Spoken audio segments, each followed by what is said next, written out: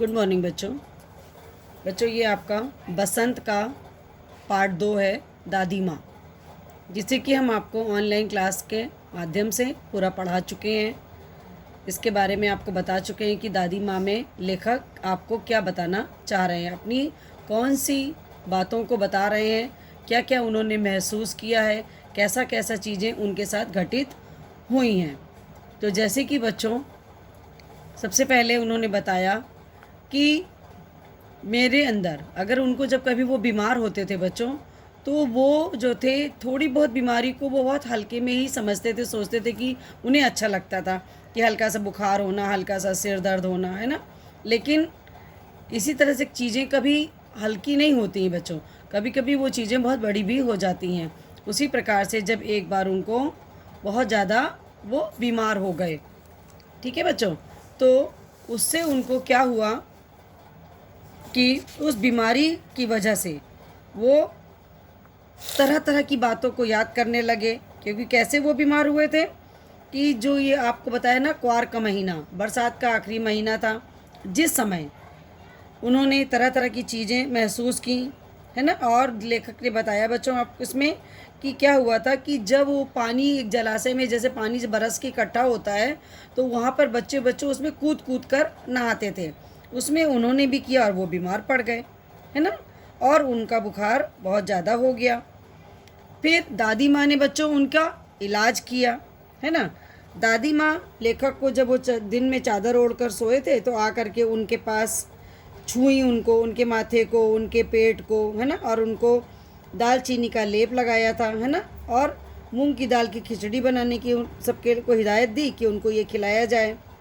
इस प्रकार से बच्चों और एक समय, इसी समय जो था, एक दिन दोपहर में उनको एक अप्रिय प्रसंग दिखाई दिया, जिसमें कि क्या था, उनकी दादी माँ जो थी वो रामी की चाची धनों पर बिगड़ रही थी और उनसे कह रही थी कि जो तुमने उधार लिया है वो मुझे सूद सहित वापस करो। ठीक है बच्चों, तो इस तरह के प्रसंग को उन्होंने देखा। ये कैसा प्रसंग था बच्चों? अप्रिय प्रसंग था, ठीक है। लेकिन धन्नो की जब लड़की की शादी हुई, तो उसमें उस समय दादी माँ के वो पैर छूने आई, तो दादी माँ ने कहा, हाँ चल पीछे हट, अभी मैं नहा के आई हूँ। तो लेखक ने बच्चों देखा कि दादी माँ ये सब बातें करने के बावजूद भी उनको आवश्यकता पड़ने पर पैसे दे देती हैं, और धन्नो जो थी वो दादी माँ को आशीर्वाद देती है। ठीक है बच्चों, फिर एक इसी लेसन के अंतर्गत उन्होंने बताया बच्चों कि जब विवाह का उत्सव था, उस समय मैंने आपको बताया था ना, एक रथ जगह होता है। रथ जगह में क्या होता है बच्चों कि रात के समय स्त्रियां तरह तरह के सॉन्ग रचती हैं, तरह तरह के डांस करती हैं, हंसी होती है। इस प्रकार से रथ जगह जो है वो शादी की पहले रात में होता है।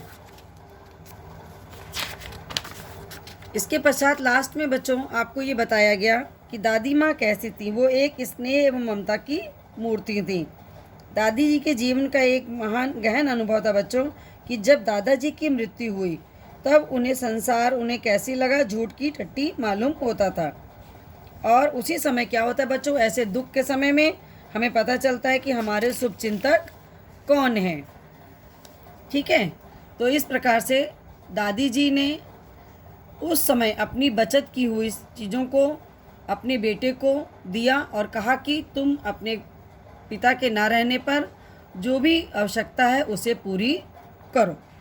ये तो था बच्चों आपके पास शिव प्रसाद सिंह की कहानी दादी माँ। इसके पश्चात मैंने बच्चों आपको इसमें शब्दार्थ कराए हैं। देखिए, शब्द है बच्चों अनमना। अनमना का मतलब होता है बच्चों उदास। शुभ चिंतक मतलब जो आपके भला चाहने वाला, हितैषी। प्रतिकूलता, अनुकूल ना होने की स्थिति। शीत में नहीं होता है बच्चों शीतल, अर्थात मतलब ठंडा। क्वार, बरसात का आखिरी महीना। सिवान, गांव के सीमावर्ती भूमि। अध, गली, आधी गली हुई। हुड़क, वियोग से बच्चों दुख। अदृश्य मैंने जो गायब हो जाता है, ओझल गायब हो जाना, अज्ञात। दालचीनी ये बच्चों एक प्रकार का मसाला होता है। सरसाम मैंने होता है मूर्छा, मूर्छा का मतलब होता है बेहोशी। फिर देखिए नेक्स्ट वर्ड है आपके पास विसूचिका, मतलब हैजा, ये भी एक प्रकार की बीमारी होती है बच्चों। तिताई, कड़वाहट। उत्साह, उत्साह का मतलब होता है बच्चों उमंग। कार परोजन, अनेक तरह की शादी विवाह के कार्य। निकसार, निकलने का मार्ग। महसूद, ब्याज सहित। निस्तार मैंने होता है बच्चों छुटकारा। उरिन का मतलब होता है कर्ज मुक्त। दालान, बरामदे को कहते हैं। वात्या चक्र, ये एक बवंडर होता है बच्चों, जब आंधी धूल गुबार उड़ता है, तूफान आता है, उस समय बवंडर एक चलता है, उसको बोलते हैं वात्या चक्र। स्नेह कातर मतलब प्रेम युक्त। कुछ शब्द और भी हैं बच्चों जिनके मैंने आपको अर्थ नहीं लिखाए हैं, लेकिन मैंने आपको लेसन में बताए हैं। आप लेसन को पढ़ेंगे तो आपको समझ में आ जाएंगे वो अर्थ, और नहीं अगर आएंगे तो आप हमसे पूछ भी सकते हैं कक्षा में। अब देखिए आपकी पुस्तक में 3 क्वेश्चन इसके दिए हुए थे, मैंने तीनों आपको कराए हैं। पहला क्वेश्चन था बच्चों, लेखक को अपनी दादी माँ की याद के साथ साथ बचपन की और किन किन बातों की याद आती है। आंसर है बच्चों, लेखक को अपनी दादी माँ की याद के साथ साथ बचपन की निम्नलिखित घटनाएं याद आती हैं। पहला पॉइंट है बच्चों, क्वार के महीने में तालाब के बदबूदार पानी में नहाने की यादें। रामी की चाची धन्नो को पैसों के लिए डांटते हुए तथा कर्जा माफ़ कर देने पर धन्नो का दादी माँ को आशीर्वाद देते हुए की बात। किशन भैया के ब्याह में रतजगे में हुए अभिनय की। अत्यंत मुसीबत के दिनों में पिताजी को सांत्वना तथा मदद देने की। ये तो थी बच्चों लेखक को जो अपनी दादी माँ की याद और उनके बचपन की तरह तरह की बातों की याद थी। इसका आपको आंसर कंप्लीट हुआ क्वेश्चन 1। क्वेश्चन 2 है बच्चों, दादा की मृत्यु के बाद लेखक के घर की आर्थिक स्थिति खराब क्यों हो गई थी। दादा की मृत्यु के बाद लेखक के घर की स्थिति इसलिए खराब हो गई थी बच्चों क्योंकि लेखक के जो पिताजी थे उन्होंने दादी माँ के मना करने पर भी खूब धन संपत्ति खर्च की थी। ठीक है बच्चों, आप आय से अधिक यदि धन की खर्च कर दोगे तो आपके पास समय पड़ने पर धन नहीं होगा। क्वेश्चन नंबर 3 है बच्चों, दादी माँ के स्वभाव का कौन सा पक्ष आपको सबसे अच्छा लगता है और क्यों।